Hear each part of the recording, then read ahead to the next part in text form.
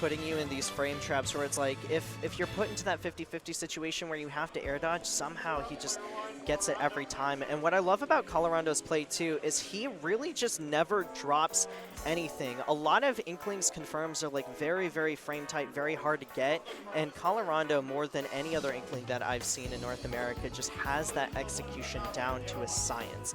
If they're going to be able to get a conversion, that up throw into nair, the up throw into back air, just whatever it is, he seems to get it every single time. And, you know, consistent strategies are the kind of things that you need to be able to make upsets, like it would be if you were to beat Syrup here today, because Syrup has been a very consistent player since the beginning of Ultimate, even before he played Steve, and now rocking those like high-level fundamentals into, you know, into a better character has just taken him to that next level. For sure.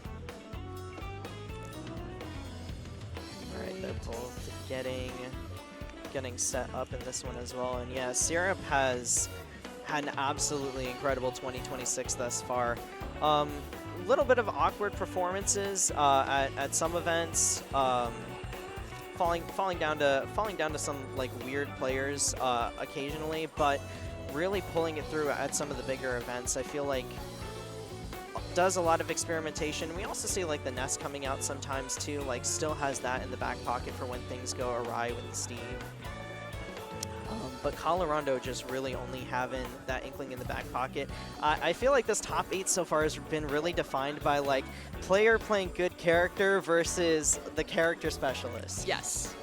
Yeah, a character that doesn't have a lot of reps, that's a little bit more niche, and so it could be an issue with like matchup knowledge, but I didn't even think about it, but it's entirely possible. We have the best Ridley in North America, the best Zelda in North America, and now the best Inkling in North America all on stream. It's definitely a treat to see. All right, and it looks like they're getting right into it here. Both players just kind of maneuvering around. The one thing that Inkling's going to have in this matchup, I feel like, is that agility, that maneuverability to be able to get in and close the gap before Syrup is able to mine too many resources. Syrup is going to take that first blood and 55% with those iron tools. And even though we're seeing a lot of mining so far from Syrup, I feel like the way that he plays is so fast. Like the decisions that he's making, a lot of the positioning that he's taking, it's all very fast. He's looking for a lot of these punishes on Colorondo, jumping in. Kind of in a sticky situation here at the ledge, but just really good at using his positioning in order to make it very easy for him to mine and not have to worry about the threat of these combos that we see so often from Colorondo. Yeah, he does a great job of like recognizing those situations where he is able to mine. And you see whenever Colorondo8 is approaching, he does an absolutely fantastic job of just catching the read on whatever it is that he wants to do, whether Colorondo is like back airing on those walls or just jumping straight in. At Anvil going to get the kill right there, and Colorondo lagging behind to start out this one. Unfortunately, we already have those diamond tools, but now would be the prime time to be able to take it here if we could, to at least eliminate the potential of diamond tools coming into play early into this next stock. But Syrup starting to make things snowball as we do get caught by the minecart, and that forward air, Sour Spot almost taking it right there. Forward air could have taken it, but Syrup actually placing a block down that prevented Colorondo from dying. So a second chance at life for him, but Colorondo just really struggling to break through these walls that Syrup is building for himself. And I also think a lot of Colorondo's explosive play relies very heavily on the short hop nair, and when you place the blocks the way that Syrup is placing them, it makes it so much harder for Colorondo to approach, and we're seeing that so far. Yeah, I just feel like he needs to come up with some other way to be able to approach these blocks. Not going to get the boom boom pow, but does manage to find that back air off stage. And at least getting ourselves a stock on the board. How are we going to build up that consistent percent, though? And more importantly, how are we going to get in on Syrup? That is the question that needs to be answered if we're going to...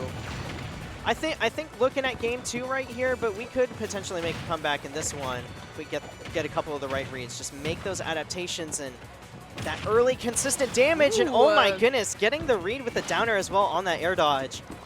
Yeah. Hold on, this one might not be over. Approaching horizontally is not really working out for Colorondo, but I like that they're just trying to get as much damage as possible when you do get an up air, and just trying to juggle Steve. Barely makes it back to the ledge there, avoiding the blocks that Syrup's placing around the ledge, but now you're stuck in a very scary situation there with the 2 blocks and getting caught with the minecart Now trying to recover. I like that Colorondo just went to the ledge rather than trying to get back onto the stage against Syrup, but still in a really sticky situation here. I like that punish, though, just jumping over the down smash and then getting the back air to send Syrup off stage. Now Syrup forced to use the minecart and the elytra, but again, just really good stuff there from Colorondo. Yeah, this situational awareness that he's been pulling out has been great, and actually not really allowing Syrup the opportunity to be able to mine is exactly the win condition that you need to be able to pull out in order to get in here. Syrup not actually having enough resources at the beginning of that stock to mine it for Diamond, and that's what's giving him the opportunity to make these openings happen.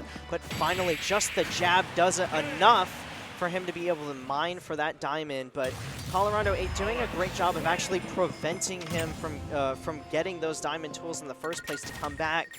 That's just Steve Counterplay 101. You saw that bit of an opportunity. I think Syrup just took those opening interactions and rolled with it to a point where it was really difficult for him to come back. But I really like seeing the adaptation that Colorondo8 is coming out with towards the end of that game. And I also like that mix-up there of using the back air, catching Colorondo jumping in. I think a lot of the time we were seeing like the two blocks being placed and then Colorondo would use aerials to try to break them, and if we saw the one block on the ground, then maybe Colorondo would try to jump over it and Syrup would punish the landing. But instead there, Syrup just going with the rising back air to find the stock instead. Yeah, Colorondo needing to look for safe ways to be able to approach block, because you can't just let Steve mine, but you also can't continue to approach on that block wall in the same way. That single block, though, making it really, really hard for Colorondo to be able to land there. And I like that metric as an adaptation for Steve as well. Just changing up the block layout to kind of adapt to the matchup. And I think using a single block, Syrup is recognizing that he was running low on resources in that last game, so instead of using two blocks, just holding on to another one, literally doubling the amount of time that he has to be able to mine up those resources. Great read with the minecart right there to take that first stock, and Syrup holding strong, 76%, not looking too bad in this one, and already another opening for him. Oh my gosh, okay, air dodging barely around that. Oh wait! Syrup saves him Super again! Clutch. That was terrifying for Colorondo, but that block coming in clutch there to save his life. That was great recognition, too, just drifting at the last second and never giving up on that stock, right? You have to keep your composure even in those rough situations. And look, what could have been like a 3-1 lead just because of that and that alone, all of a sudden evened up in terms of that stock count. Now Colorondo looking for a way to break through. Unfortunately, the stone block's just a little bit too strong for him to be able to break through directly with that back air, but Colorondo utilizing that up air as like an approach mix-up. Syrup not having any of it though, and dash attack is going to be it right there. All right. Oh, the block breaking actually interrupting that multi-jab, so Colorondo not able to get as much damage as he might have hoped. I love that we use the splat too as well to push Syrup off stage a little bit, get a couple more damage on. And of course it does rack up a little bit of ink as well. It's not something that comes into play very often, but it can get you some extra damage or some extra firepower when you need it. I really love this one block placement because I think it makes it very telegraphed when we're going to be using the Nair as Inkling on those out of the short hops. It kind of interrupts the fluidity of the approach from Inkling. Yeah, it's just a very efficient use of resources, because even if Colorondo8 is able to take him the last stock in this one, the difference between this game and last game is that resource bar is not completely empty. Well, it is now. But it wasn't earlier. It wasn't yeah. earlier. Oh, great high recovery route from Colorondo. I like that. I like that option, even though it didn't end up working out for him, like mixing it up so that we weren't caught up under the stage. Like, Colorondo8's recoveries have been really phenomenal. It's so hard to be able to weave around those blocks, especially because you don't really have that hitbox coming up, so I like seeing that mix-up come out. And even using the jump earlier with an up air and then recovering past the blocks on a previous stock. Just really mixing up the way that he's trying to recover against the blocks and not making it super easy for Syrup to set up with a punish or just bonking his head altogether and losing the stock. Yeah, every single character in the game has just a little bit of counterplay, and it's kind of the thing that you have to be able to do against Steve, right? Is like accept the fact that that's kind of the situation you're going to be put in, and how am I going to deal with this? TNT to start it out. Colorondo. Now I see Colorondo's like trying to force Syrup into the corner so that he can't put those like singular blocks down. That kind of stops those approaches, but yeah, this adaptation just seeming very strong because Colorondo, we want a dash dance. We want to be able to get the grab and we want to be able to short hop, and just that singular block placement is shutting down all of that.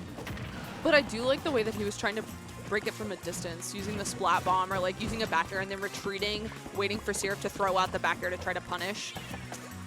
Yeah, because what's interesting about things like that back air is you can almost treat blocks kind of like a shield, right? If something is like -3 on shield, it'll kind of be like -3 on the block as well in terms of like your ability to punish. Unless the Steve is like directly going in and committing to like a forward smash or something, they're not going to punish you directly for hitting the blocks.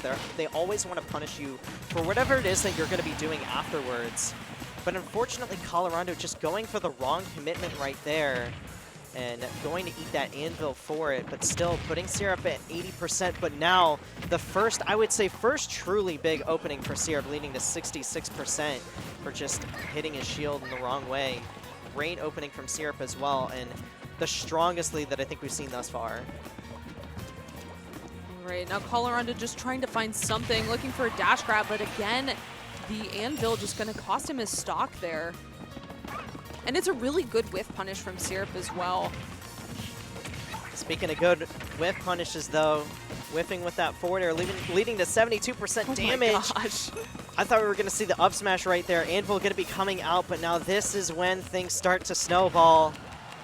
It's crunch time, and forward air is going to be enough to take it. Just that block placement as well, just to make sure in Colorondo not finding the ways to be able to break through there. Had their moments, those first two games came down to that last stock, but Syrup just absolutely consistent with it, and you know, especially in that last game as well, finding those advantage state openings, not really giving Colorondo the opportunity to be able to put on that pressure with aerials as well, and importantly, shutting down those approaches early and making sure no shenanigans are happening with that one block placement. It was absolutely great adaptation coming in from game 1 into game 2 and just riding it out for the 3-0.